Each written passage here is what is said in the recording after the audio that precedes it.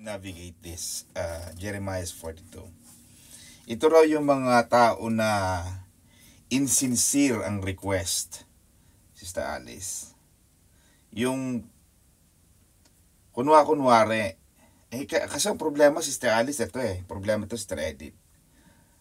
Alam mo, ang Diyos, hindi mo kayang lukuhin Yun ang problema Ang gusto mong sa tao, baka kung si Jeremiah lang siguro ito, siguro pwede niyang madaya Diba? Pwede mong malinlang ang tao pero ang Diyos, my God, alam niya.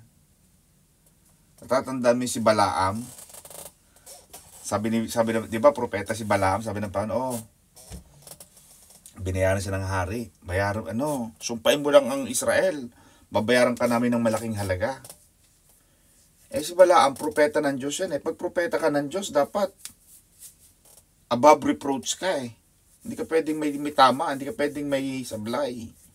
Kasi spokesperson ka ng Diyos dumating sa kanya yung parang sa laki siguro ng offer, siguro an offer that cannot be refused.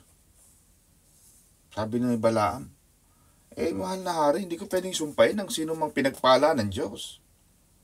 Ganun mo siya ng una, di ba? Sister Cecil, Sister Edith, natatandaan mo yung kwento natin, di ba? Tapos eventually, na siya? Bumabaliktad na siya sa Israelita. Alam ng Diyos Kita ng Diyos ang laman ng puso ng tao. Kaya pwede tayong magkunwari, pwede tayong ganun-ganon, pero hindi ka talaga tatagal. Tingnan mo na lang tong mga... Kaya ang government ng UK napakatalino, Sister Alice. Ang ginawa nila, okay, sige nag-a-apply ka ng unmarried partner o asawa na British. Kasi diba may mga, alam na natin yan, may mga pagkakataon talaga na, at may mga talagang kapatid tayo, may mga kliyente tayo, may ako na nag-switch from something to something, diba? Pero para malaman ng government na totoo ka, 10 taong kang manunulay. 10 taong kang manunulay sa relasyon na kung talagang hindi mo gusto, 10 taon, hello? Mahirap manulay. Mahirap magkunwari. Ang hirap niya, mga kapatid. Sa lahat ng ayaw ko yung nagkukunwari, yung hindi ka naman ganon, nagkukunwari ka, ang hirap ko niyan. Meron kaming, sa December, Pastor Johnny, meron kaming reunion ng mga apo ng daddy ni Bishop. Siyempre, ang dami niyan. Nag-arkila sila ng pagkalaki-laking resort. Yung parang pinaka na may minuminuno sa sa mga ganyan. Sabi ko, ate, wag na ako. At ako naman ay makikinig na lang ako. Parang mo na, siyempre. Pero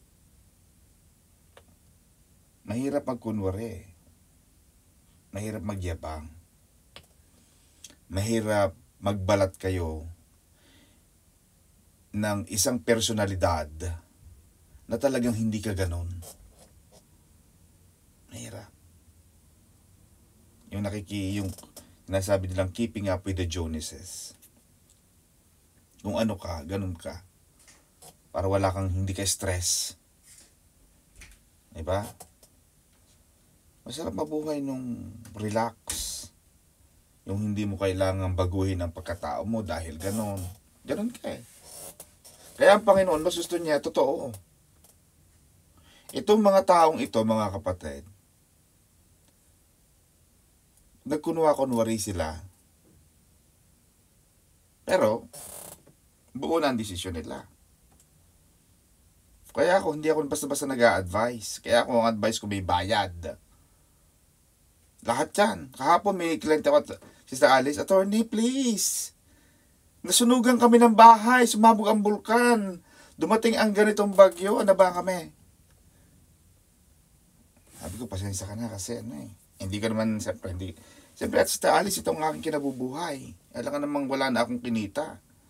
Bro mo, kakausapin mo ko na 1 oras, wala man lang ako napala sa'yo, hindi pambili ko ng kape, wala akong mapapala. Eh kung ilan ang kinausap ko, Sister Edith, kung 10 at wala akong kinita, eh baka hindi na ako patulugin ni Sister May sa bahay. Baka saraduhan niya ng pinto, papalitan ng padlock at ilak na ang pinto. Outside di Colombo. Pinapatawa ko lang kayo. So, kasi kung mag-a-advise ako, eh at least man lang sa akin sarili, may napala ako. Hindi nag-advise ako sa iyo, tapos hindi rin lang masusunod, eh kung hindi mo sinunod, eh problema mo na yan. At least ako bayad.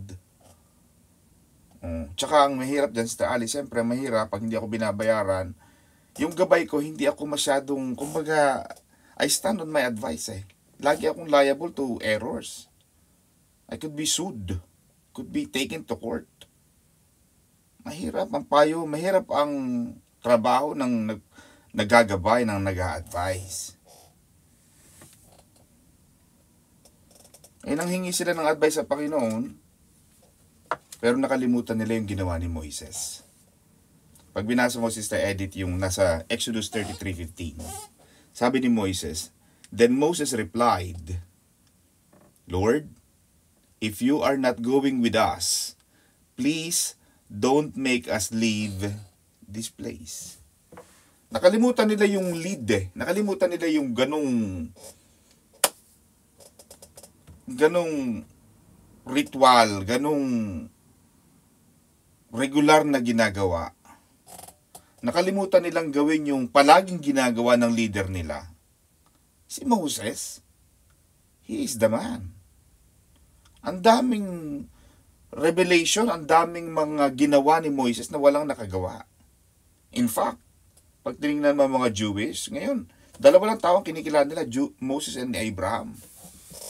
The highest in the rank. Pero Moses ka na eh. And yet, he always ask, he always seek, he always request for the guidance of the Holy Spirit. The guidance of the Lord. Panginoon, kung hindi ka rin lang namin kasama, hindi na kami aalis. Hindi ka namin kasama eh. Bakit? Because alam ni Moises na pag umalis siya, na hindi niya kasama ang Diyos, may problema tayo. Itong mga tao sa Jeremiah 42, may problema sila sa utak. Binasa mo ang John 15:5, Jesus said this, I am the vine and you are the branches.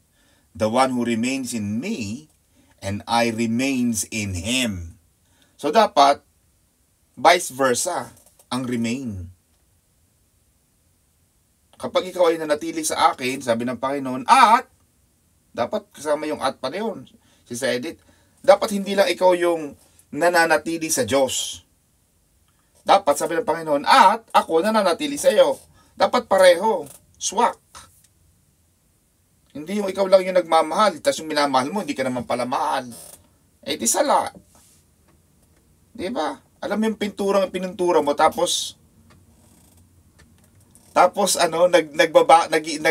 pinipintura mo siya, pero nagpipil off yung pinipintura mo, kahit anong ikapit mo. Wala eh. Alam ni Jesus yung formula. Para magtagumpay, sabi ng Panginoon, dapat ikaw nasa akin. Sabi ni Jesus, at ako nasa iyo. Kasi kahit ikaw nasa akin, at wala ako sa iyo, then hindi buo yung formula. Hindi buo yung equation. Or, ako gusto kong kumunta sa iyo, pero ayaw mo naman. Kaya sabi ng Panginoon, for whosoever. May kondisyones ang pagmamahal sa Diyos. Hindi lahat, yes, namatay ang Panginoon para sa buong daigdig. Pero, sabi niya, pero kung sino lamang yung manampalataya, sino lamang yung may gusto, hindi to pilit-pilit, no? Hello? Walang pilitan. Hindi ka pinilit ng Diyos.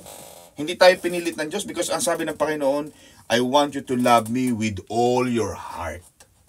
Yung gusto ng Panginoon, yung walang sapilitang pagmamahal. Gusto niya, pag mahal mo siya, mahal mo siya. Diba? Kaya sabi ng Panginoon, the one who remains in me and I in him will bear much fruit. Yun pala ang bunga, yun pala ang formula, Sister Alice, ng pagbubunga ng tao. Dapat, yung tao nasa Diyos at ang Diyos nasa Kanya. Because sinabi na ni Jesus what else can be right? What else can be true? Sinabi na ni Jesus yan, absolute na yan. Wala ka nang iibahin dyan. Kasi yan ang sinabi ng Diyos. Diyos na mismo nagsabi. Kung ako ay nasa Kanya, kung ako mananatili sa Kanya, at siya mananatili sa akin, sabi ng Panginoon, magbubunga siya ng marami. Oh. And then, sabi pa ni Jesus, Sister Edith, because apart from me, sabihin, kapag yung isang tao nakahiwalay sa akin, sabi ni Jesus, apart from me, you can do nothing.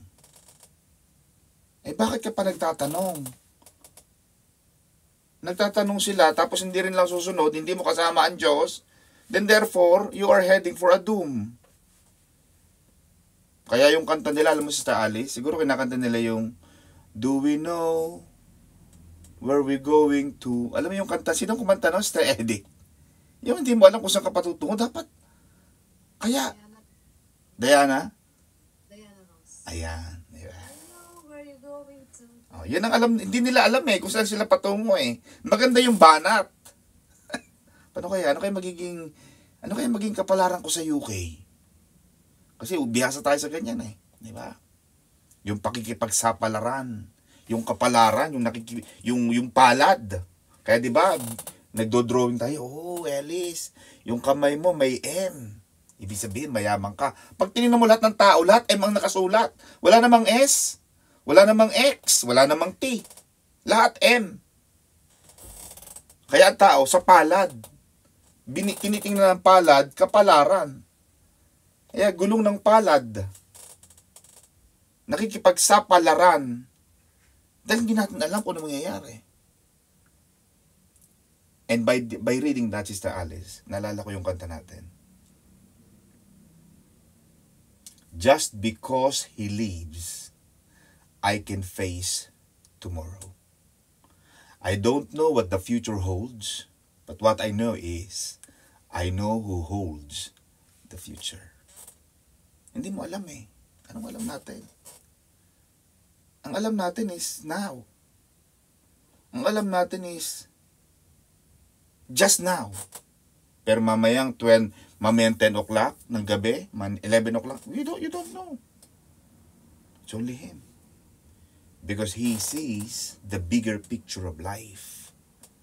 What we only see is the small fraction, the tiny dot of our existence. Pero pag binasa mo ang Job, pag binasa mo ang Proverbs, pag binasa mo ang Ecclesiastes, the book of Job says that God weighs the mountains in His hand. That He holds the entire universe in His fingertips. And He designs the Orions and the Pleiades. Pag binasa mo itong mga wordings na ito mga kapatid, these are science terms. The Orions are the formations of the stars and the entire galaxies and the meteorites in our solar system. His vastness, His bigness is so big. Kaya pag tiningnan mo, Sister Alice, yung ating universe in our subdivision, because may mga subdivision yan yung ating galaxy. We are in our universe. One verse. Diba pag sinabing unisex ang damit, yung damit, pang lalaki o pang babae, pang kalahatan yan. One sex. Para sa lahat. Universe. But people don't realize that there are multiverses in the entire solar system. I think Elon Musk is saying that even if, I was watching his documentary a few days ago, and as we know, Elon Musk, the owner of Tesla and yung previous na Twitter na ginawa niyang X, the owner of SpaceX, ang sabi niya, I can develop a telescope better than the Hubble telescope. Hubble telescope is one of isa na yung current na leading sa telescopic, yung pinakamalayo nakikita in our stars. Ang labanan dyan palagi mga kapatid, light years. Yung talagang isang light year lang, bilyon-bilyong milyahe na sa ating takbo Pero sabi niya, I can develop better than the Hubble telescope. But the problem with the multiverses, kasi universe, ang universe yung Earth lang eh. And dami palang planeta. Nakahang sa space. Nakahang. Sa Alice. Pag tiningnan mo na lang yung Saturn. Sorry mga kapatid pinag-aaral natin ito is astronomy.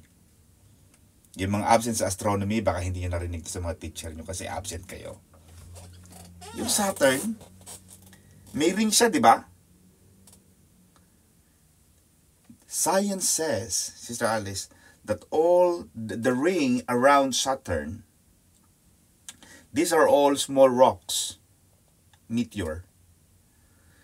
The rocks, Sister Alice, they go round in the same orbit at the same speed. All the time. Precise ang ikot. Precise. Kaya kita mo, mapapansin mo, alam na natin bukas kung anong oras sisikat ang araw. Di ba? Bukas sisikat ang araw ng ganitong oras. Lulubog ang oras ang araw ng ganitong oras. In the next few days, pag tinignan mo ang weather condition, alam na natin lahat eh. Because everything in the entire solar system is precision. Precise. So you cannot expect that the entire multiverses and the different subdivisions of the entire galaxy is just or came from the Big Bang Theory. Cannot be. You cannot expect a watch to be broken and then put themselves together and then make it working like a precision of the time. Somebody must have done it. And that is God. Nakalimutan nila yun eh. Ang liit-liit ng... Kaya pag tinignan mo ang daigdig, Sister Alice, napakaliit na pag tinignan mo yung entire galaxy. Ang daming mga planeta.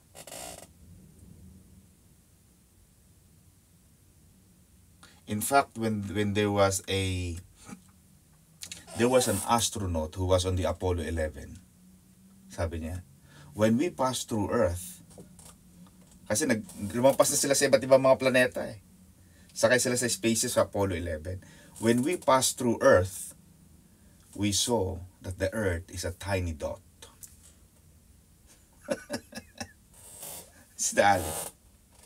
The Earth, the entire universe natin, yung ating one verse, is a tiny dot in comparison to the entire galaxy. And yet God is there. The book of Job tells us that God weighs the mountains. God holds the earth as if like this. He looks at it. Nothing. And yet we forget God. And yet hindi natin kasama ang Diyos sa mga desisyon natin. Why? Kaya yung insincerity ng pananalangin, kunwari mananalangin, pero buo na ang decision mo, huwag ka nang mag-pray. Lalo mo lamang dinadagdagan ang sakit, ang sama ng kalooban ng Diyos. Kasi parang anak natin, nagtanong pa sa'yo, pero yun din naman pala ang gagawin niya. Huwag ka na magtanong. Sayang ang oras. Alam ko masakit ito, kapatid. Pero siyempre, pinag-aaralan natin, dadaanan natin eh. Huwag ka na magpipray sa Lord. Ano pong gagawin ko? Lord, siya po ba mapapangasawa ko? Eh, sinabi lang, Lord, wag. Kaya dapat ang prayer mo, Lord, kung hindi to para sa akin, wag siya. Alisin mo siya sa buhay ko. Pag inalis ng Diyos yun, abay, huwag kang magalit. Talagang hindi kayo. Pag inalis ng Panginoon yung trabaho, hindi kayo. Lord, bakit ganun laki-laki ng sweldo ko dun eh? Eh, malaki pala ang sweldo mo, pero yung malaking sweldo nun, baka mapapagbintangan kang nagnakaw. Maraming ganun. Malaki ang sweldo, inalis sa trabaho. Maganda ang trabaho, nawala ang trabaho. Pero yun pala, may mas maganda pang plano ang Panginoon. What do you know? Diba? Sometimes we limit God and we think that what we have is better than what God has. Pero sabi ng Panginoon, I know better. Sabi ng Panginoon, if you trust me, I will take you to places you've never been. I will exchange ashes into beauty. I will turn your mourning into dancing. I can turn your sorrows into joy. And that is how the belief system should be big enough. Doon natin ipakita yung pananaw. Kasi ang laki ng Diyos eh. Okay, no? Kung dito talaga para sa akin, alisin mo to sa akin. Mararamdaman mo naman yun eh. Diba? Kasi ang pinakamahirap dyan, yung bagay na nakuha mo, pero nagsisi ka. How many times that we sometimes bought a cloth, a shoes, something. Ay, ang ganda sa ano, yung mga namimili ng mga online, yung mga susuotin sa Pasko, maraming ganyan. Yung mga ating Sister Maribik, ano yan? Bumili yan online. Ang ganda sa online. Ang mura. Nako, Diyos ko, nung dumating. Yung small, hindi small. Petite. As in, talagang hindi kasya. Yan ang mahirap sa online. Nadadaya tayo sa lighting, sa camera. Nadadaya tayo sa refinement ng camera. 'Di ba? Yung nakikipagkilala sa online. Paano mo nakilala yan? Online po, attorney. Talaga? Ang gwapo po sa online eh. Pero nakita ko sa personal, my God. Akala ko si Tomas Cruzat. Akala ko Tom Cruise. Pero nakilala ko, Tomas Cruzat pala siya.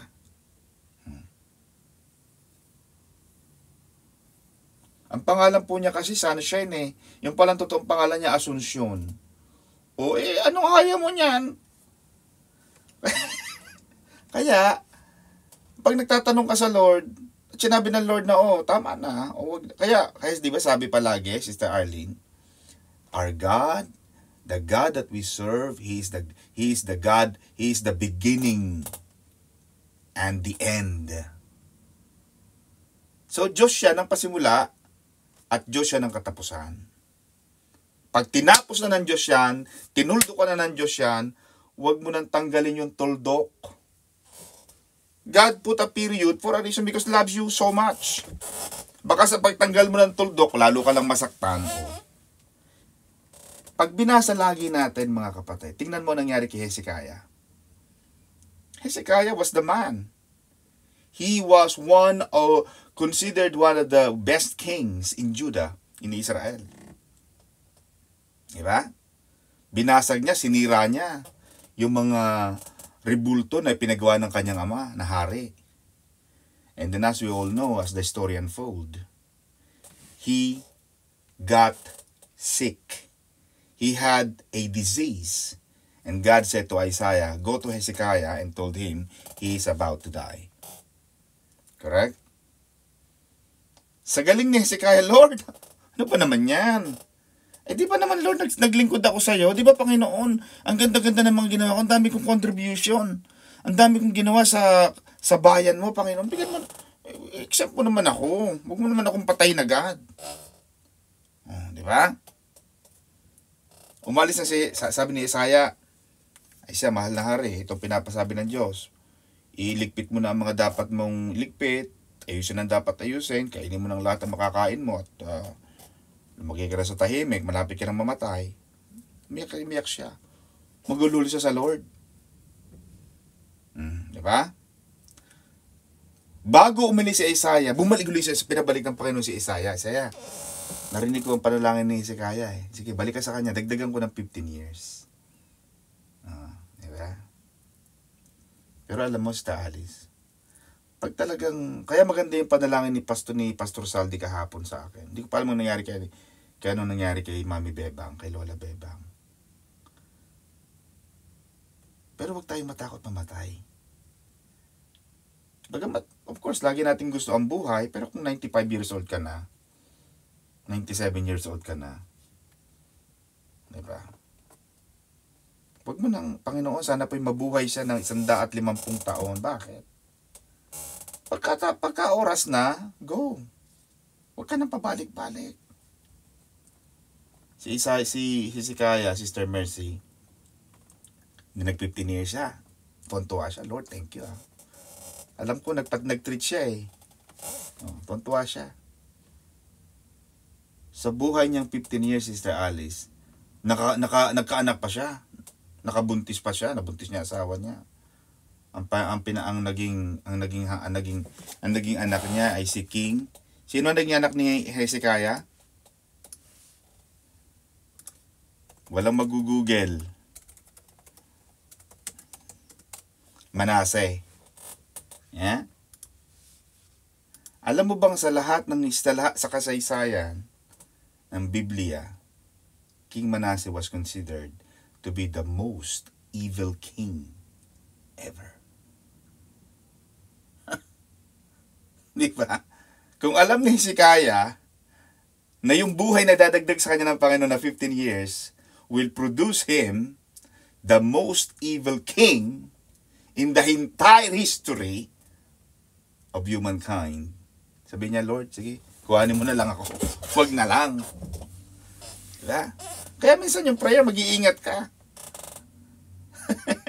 Kasi pag ginawa ng Lord yan, tas hindi mo, kasi Panginoon susunod lang sa iyo eh.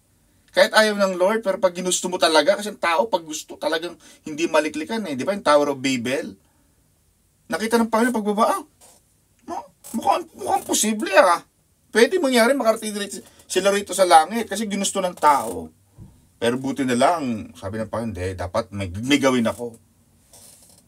Pero, that also gives us a glimpse na lahat ng gustuhin ng tao pwedeng mangyari. At hindi lahat ng gusto natin ay tama at maganda. Sabi nga ng Biblia, ang plano ay sa tao, pero ang pangyayari ng mga plano ay sa Diyos. Pwede ka magplano, pero kung di talaga yan sa Diyos, wag. Huwag mo nang kuhanin. Because Jesus made it clear. Apart from me, you can do nothing. Wag na. Huwag lang tayong tumuloy. Wag na yan. Kaya tanda ko yung Sister Erlinda eh. Many years ago, siguro mga 5-10 years ago yan, nagtanong yan sa akin. Hindi pa naman niya ako kilalang attorney, kumbaga, parang pas nag-a-attend na rin, parang unang taon pa niyan. Sabi niya, Pastor, meron po akong 3 employer. Ganito po, ganito po, ganito po. Sino po ang tatanggapin ko? Na-advise ko siya. Tama ang sabi ng Biblia, Sister Alice. My people are destroyed. And when God said my, that is a possessive noun. That means it's not the Hittites, it's not the Jebusites, it's not the Anakites, it's not the Amalekites, it's not the Ammonites, it's not the Jebusites, the Perizzites. He was talking about my people. But God said, my people are destroyed. Not because they lack prayer, not because they lack reading the scripture, not because they lack fasting, but my people are destroyed because they lack knowledge. Kaya hindi sapat, Sister Alice, na magbabasa lang tayo ng Bible. Kaya maganda yung pagkita ng Bible study eh. Kasi ang Bible study, there are people who are studying for you. Kasi there's no point, Sister Edith, na nagbasa tayo ng Bible.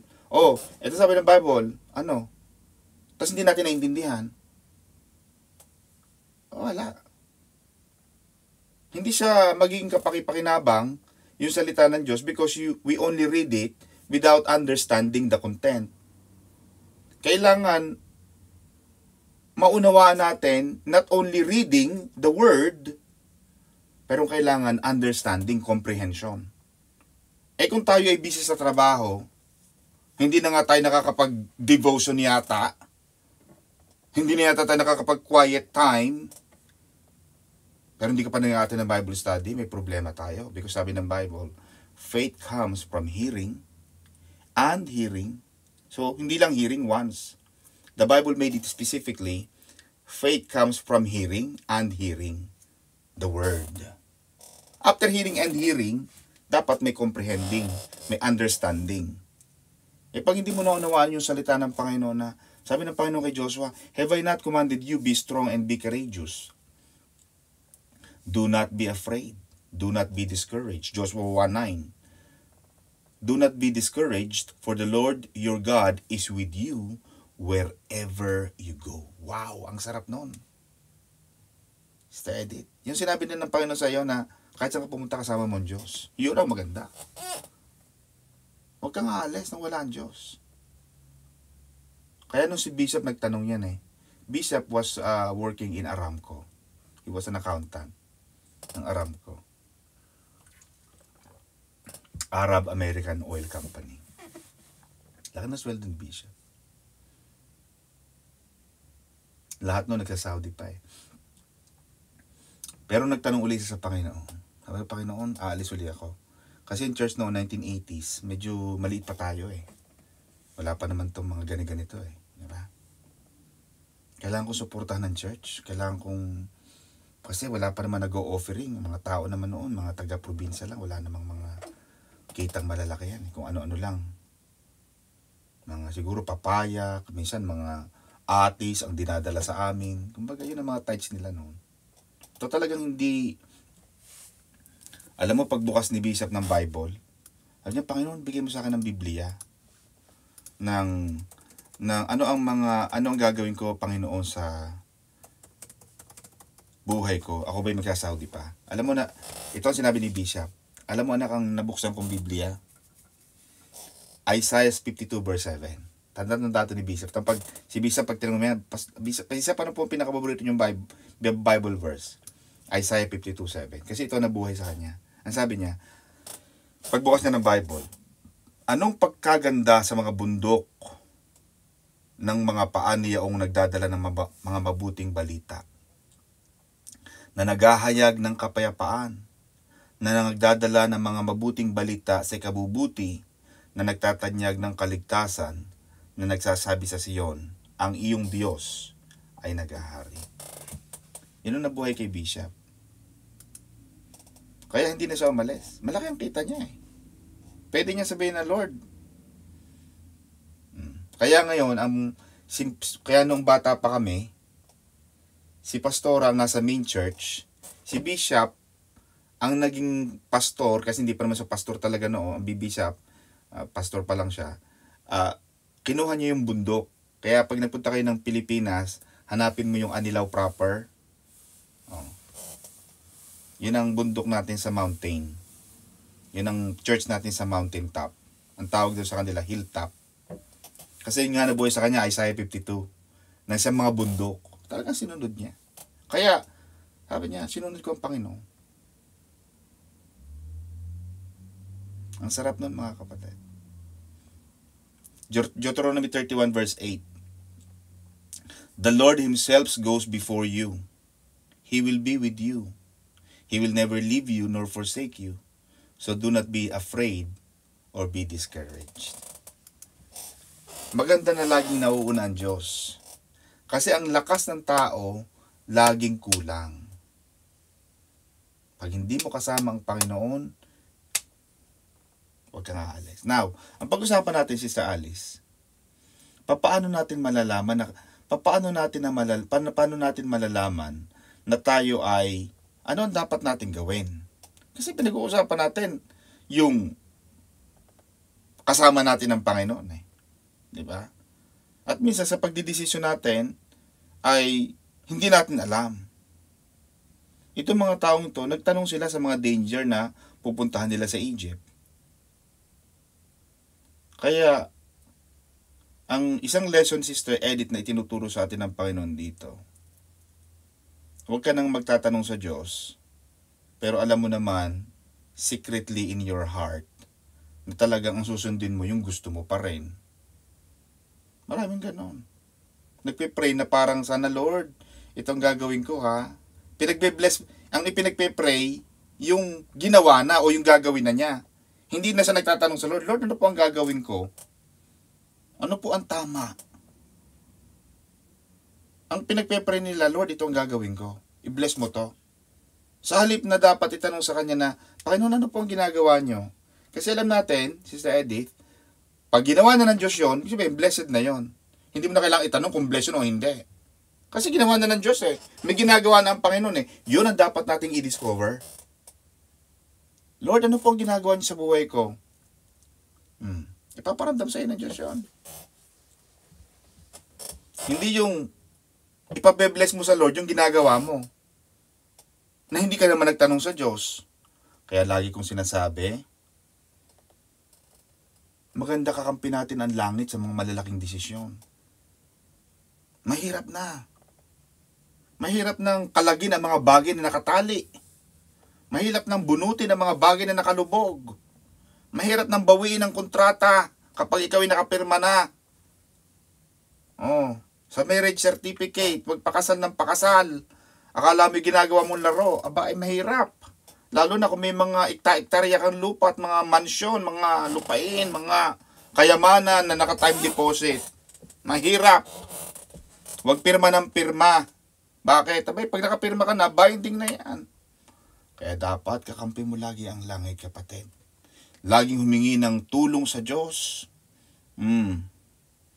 Anong sabi ng Panginoon? Let the Lord be true and faithful. Ito pang mga tao ito, kunwari pa sinadyohanan. Nangakong susunod sa salita ng Diyos, pero alam natin hindi sila sumunod. Useless. Sinabi ng Panginoon sa kanya, if you will remain in this land, then I will build you and not pull you down. Kung mananatili kayo sa bayan na to. Pero may yung ganong napakaganda ng direct. Wala dapat confusion eh. Sister Alice, kasi Diyos na nagsasalita sa iyo. Ito sabi ng Panginoon, ganito na. Meron kang hindi mo na kailangan magtanong kay Mama, Madam Uring. Walang bolang kristal. Edith, sino gusto mong kausapin ko? Kausapin yung lola mo. Tanong ko nga po sa kanya, paano po nawala ang kwintas? Saan po niya nakalagay ang kwintas? Hindi mo na kailangan magtanong sa bolang kristal. Bakit? May Diyos na nagsasabi na sa kanilang diretso. At hindi nagkakamali ang Diyos. Kasi propeta na nagsasalita sa kanila. Ang titigas ng ulo ng mga ito. Matitigas ang ulo, mga kapatid. Sinabi na ng Diyos, kung mananatili kayo sa lugar na ito, palalaguin ko kayo, payayamanin ko kayo, pararamihin ko kayo, payayabungin ko kayo. Hindi kayo magkakasakit, pagpapakitaan ko kayo ng aking habag. Ang daming pangako ng Panginoon. Pero, sabi ng Panginoon, but if, promise ng Panginoon yan, pag nagpunta kayo ng Egypt, dinisobey nyo ang salita ng Panginoon. Sabi ng Panginoon, then it shall be that the sword which you feared shall overtake you there in the land of Egypt. Duro mo yun. Hindi kaya tama sabi ng Deuteronomy 28 verse 1. If we hearken, if we hear, if we listen or hearken, yung ibang salita, hearken, to the voice of the Lord thy God, all these blessings shall come, hindi lang darating, Sister Edith, but shall overtake. Alam mo yung nag-uunahan ka, Sister Alice, di ba? Kung nag-drive kayo, mag-overtake. O-overtakean. Yung nandito ka, o-overtakean ka. Uunahan ka ng kasamaan. Uunahan ka ng mga peligro. Bakit ka pupunta sa lugar na yon? No. Kaya karunungan yung pagsunod sa Diyos. Isang karunungan yung pagmamahal sa Diyos. Isang karunungan yung pakikinig sa Diyos. Bakit? Ayaw mong mapahamak. Nag-set na ang Panginoon ng mga batas. Ito ang gagawin mo. Huwag kang lili. Yan ang sabi ni Pastora bago kami naghiwalay last 2 weeks. Sabi ng Panginoon, huwag kang lili sa kaliwa. Huwag kang lilihi sa kanan. Sabi ng Panginoon, straight. Kasi alam ng Panginoon, pag kumaliwa ka, kumanang ka, mali na ang lakad mo. Straight ka lang.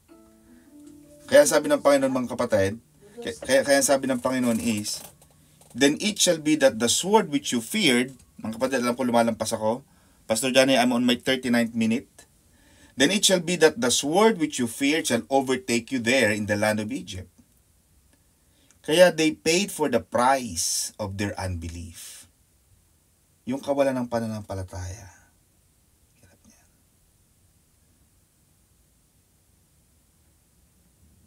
2 beses na namangha ang Panginoong Hesus eh.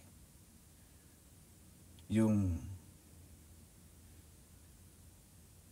kawalan ng pananampalataya ng mga taga-Israel. Sabi niya, grabe itong mga taong to. Ginawa ko ng lahat. Pero ngayon. Pero hindi pa rin sila nananampalataya sa akin. Namangha si Jesus doon. Kasi may mga pagkakataon niya. Alam mo yung ginawa mo ng lahat. God has done everything. Kaya pag tinignan mo yung history, Sister Alice, the entire master plan of the Bible, from the beginning, the Genesis, up the book of Matthew. Pag nakita mo doon, ang dami ng sablay ng tao eh. Book of Genesis, which is 2,000 years after Matthew came, plus the 400 silent years of the Maccabees. Pag tinignan mo yan, mga kapatid, dami ng ginawa ng Diyos. Inihanda na. Sa book of Isaiah, pinangako niya na doon kay Haring Ahas na manganganak. Hindi ka pa mamamatay because sa lahi mo, magsisimula pa, manganganak ka pa, at sa lahi mo, manggagaling pa dyan ang Kristo, yung Messiah. Kaya yung ating ginagamit sa mga Pasko, galing yun sa book of Isaiah actually. For him, the Son is born. His name will be called the Wonderful Counselor. Blah, blah, blah, blah. Ang daming ginawa ng Diyos.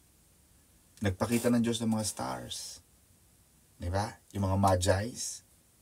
Nagpakita ang anghel sa mga shepherds. God became human. Ang ganda-ganda ng buhay ni Jesus sa langit. Nagpakatao. Bumaba sa lupa. Pagdating sa lupa, anong sabi ng Book of John? Kaya yung talinhaga niya na, yung parabola, Sister Alice na, at umalis ang kanilang amo, yung kanilang boss, yung kanilang master. Pero ang ginawa ng mga alipin, binugbog yung anak ng amo nila, pinatay. Para masamsam nila yung kayamanan ng amo nilang iniwanan sa kanila. Tayo yun eh. Yung Diyos, yun ang amo. Yung anak na binugbog ng mga tauhan, alipin ng amo nila, yun si Jesus. Ang ginawa natin, pinatay pa natin ng Diyos. Ang dami ng ginawa ng Diyos sa atin. Kaya sabi ng Panginoon, sa dami ko ng ginawa, at hindi pa rin kayo naniniwala, ito na, the price paid for their unbelief will be certainty of death. Mamamatay kayo sa espada, mamamatay kayo sa kagutuman at sa mga salot sa Egypt. Diba? Bumalik na naman eh. Misa ng tao sa ganun eh. May misa ng tao hindi natututo. Di ba alam natin si Sir Edith na galing na sila sa Egypt? Did they not read their history? Teka muna. Galing na tayo ng Egypt ah. Di ba doon na tayo ginawang alipin? Ginawa na tayong katulong doon? Ginawa na tayong mga alipin doon? Alila? Katulong? Tapos pabalik na naman tayo doon. Bakit? Because of their unbelief. Ignorance. Kaya sabi ng Diyos, my people are destroyed because they lack knowledge. And that knowledge is knowing God. It's not the knowledge of knowing facts, of knowing academics. No. It's not knowing what the will of God is. Yan ang problema ng tao. Kaya tayo, ngayong nakakilala na tayo, di ba? Tayo ngayon ay nakakilala na sa Panginoon. Nakilala mo ng Diyos. Naramdaman mo na yung pag-ibig ni Jesus. Ang gusto ng Panginoon, mga kapatid, huwag ka nang babalik sa dati. May mga taong, nakilala mo ng Panginoon eh. Pero bumalik ka sa dati mong pagkatao. Bakit? Anyari? Kulang?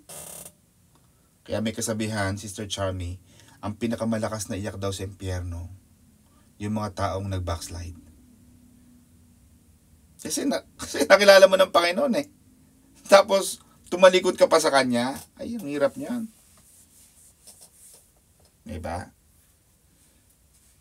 Diretso lang tayo mga kapatid. Konti na lang, mga kapatid. Galit na galit ang Panginoon. In-expose ng Panginoon yung hypocrisy of their hearts.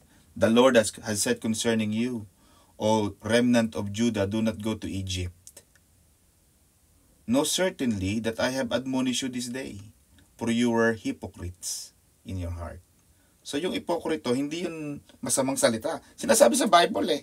For you were hypocrites in your hearts when you sent me, Jeremiah was talking, to the Lord your God, saying, pray for us. And according to all the Lord your God says, so declare to us, and we will do it.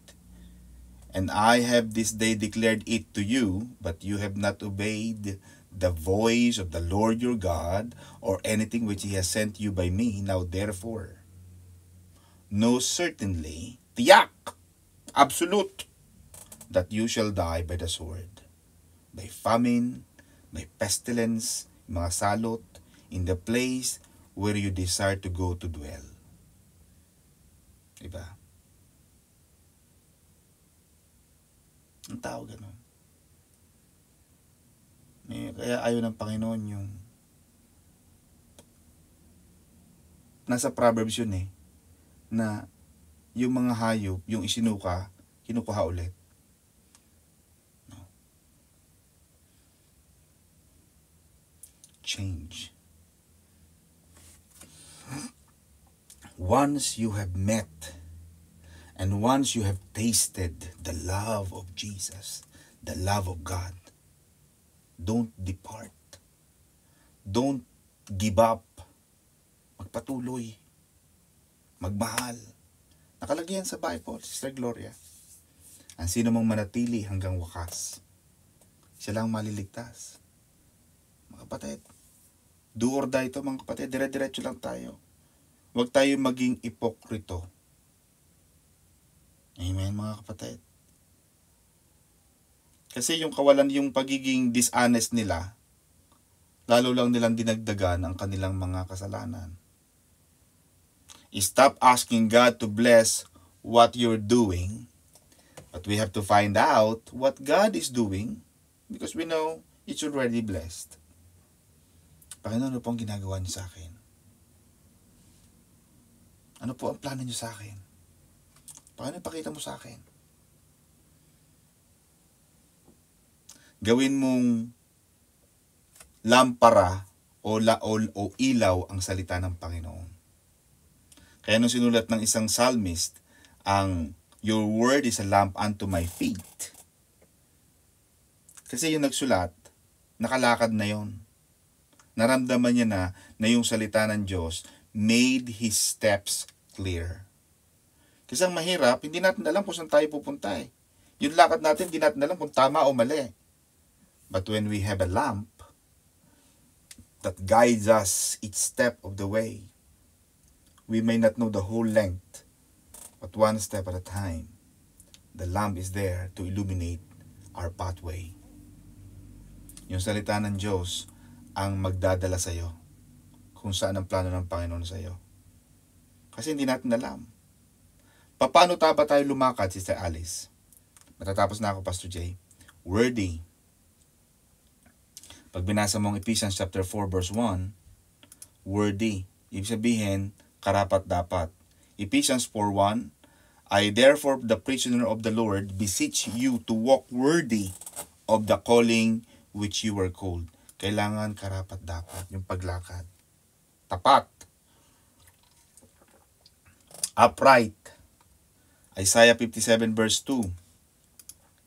Ang sabi rito mga kapatid sa Isaiah 57 verse 2, He shall enter into peace, they shall rest in their beds, each one walking in his uprightness. Tuwid ang lakad. Kaya ang tao paglasing, pagiray-giray. Kasi hindi sa tamang, wala sa tamang huwisyo. Kaya dapat tuwid ang lakad. Ano pa? How our Christians should walk in the light. 1 John 1:7. Kailangan ng isang Kristiyano naglalakad sa liwanag. Hindi laging gusto kadiliman. Kaya kayo mga kapatid, lalo na ngayong malamig, huwag kayo lagi nasa dilim. Mag-ilaw kayo. Ang iba nagtitipid sa ilaw, sa kuryente. Mahirapan lagi nasa dilim. Bakit? Si Satanas ay hari ng kadiliman. Tapos magpapatugtog pa kayo ng kung ano-ano pang mga nakakaiyak na mga kanta. Paliwanagin. Magpabango. Maliwanag, malinis. Because sabi nila, Sister Edith, cleanliness is next to godliness. Pag ang bahay malinis, ay, nandiyan ang Diyos. Di ba? Oh. Sister Cecil, gusto ng Panginoon laging malinis ang bahay. Gusto ng Panginoon laging mabango. Gusto ng Panginoon, pag nakaamoy kayo, sabi ni Pastor Raymond, kwento ko sa inyo. Meron pa akong 10 minutes Pastor J in my clock. Alam mo sabi ni Pastora, pag nakaamoy ka anak ng langis, pag nakaamoy ka ng bagong bake na tinapay, yung tinapay na, may mga bakery, di ba Pastor J? Yung pag na, bango ng tinapay, parang masarap ng tinapay. Pag nakaamoy ka ng pinipig, yan. Langis, tinapay, pinipig. At mabangong prutas, Holy Spirit yan. Sa umaga, Sister Alice, at hanggang ngayon ginagawa niya yan. Nung nag-travel kami sa Norway, sa Portugal, sa France, tsaka sa Paris, sa Spain. Binubuksan niya pa rin hanggang ngayon, 3 o'clock. May kinakausap pa rin sa labas, para siyang, kamang ginagawa niya pa rin pala niya. Hindi ko to pwedeng iwanan, no? Lagi siya nakikipag-usap sa brightest morning star. The Bible says the brightest morning star is Jesus. Get up in the morning, lalo na malamig. Subukan mo, hanapin mo ang brightest morning star. Panginoon, gusto ko makita yung brightest morning star. Talk to Jesus. Because when you talk to Him in person, mararamdaman mo, ang lapit-lapit sa'yo ng Panginoon. Makakalakad ka sa kaliwanagan. Humbly, dapat mababa. Micah chapter 6 verse 8, mga kapatid. I'm aware of the time. Mga kapatid, sandali. Micah 6 verse 8, He has shown you, O man, what is good, and what the Lord require of you, but to do justly, to love mercy, and to walk humbly with your God. Ang isang Kristiyano naglalakad mababa. Huwag mayabang. Laging nakapo sa Facebook ang mga na-achieve. Laging nakapo sa Facebook ang mga na-adika. Maganda rin paminsan-minsan pero hindi lagi. At saka pag nagpo-post ka, yung tipong, iba kasing post yung pagyayabang kaysa pagpupuri sa Diyos. Alam mo yung false humility na tinatawag yung false modesty. Ay, salamat. Salamat sa bahay kubo. Nagpagawa ka ng 10th floor tapos bahay kubo. Sinong niloloko mo? Diba? Sabihin mo na lang, to God be the glory. Salamat sa Diyos. Uy, buti ka pa Edith, nakapagpagawa ng mansion. Naku, purihin ang Panginoon. Kung talagang hindi dahil sa Diyos, wala ito. Hindi naman ako talaga ganyan. Diyos lang talaga nagbigay. Ganon. Diba? Ang lahat ng ito, Sister Edith, yung paglakad ng isang Kristiyano, worthy, yung karapat-dapat, upright, tuwid, in the light, sa liwanag, humbly, kababaan, ang lahat ng ito ay hindi posible. Hindi ka pwedeng lumakad ng ganyan kung wala ang salita ng Diyos lighting our way. Hindi ka makakalakad ng ganun Hindi ka makakalakad ng tama. Hindi ka makakalakad na may kababaan. Hindi ka makakalakad ng karapat-dapat kung wala ang salita ng Diyos na naggagabay sa'yo sa lakad mo. Kasi minsan sumasablay tayo Minsan dinadapon tayo ng baltik. Alam mo yung baltik, Sister Alice? Yung pag may tinamaan ka ng baltik, mayroon kang S, may sumpong, nako. But because of the Word, which can illuminate you, which makes it possible to light your way, nakakabalik ka kaagad. Panginoon, sorry. Balik ka kaagad. Balik. Because meron ng Holy Spirit na nagkukonvict sa'yo I did. Nakapagsalita ka na naman, yan ka na naman, may Holy Spirit na naggumigimbal na sa'yo Alice, yan ka na naman, yung puso mo, ingatan, tama na yan, diba? Ganun Meron ka ng Holy Spirit. And when the Holy Spirit is instructing you, you listen to the voice. Tuloy. Bakit? Baka makapagsalita ka, makagawa ka ng pagsisisihan mo. Amen mga kapatid. God bless you. Back to you, Pastor Jay. God bless you mga kapatid. Amen. Amen. Maraming salamat sa Panginoon sa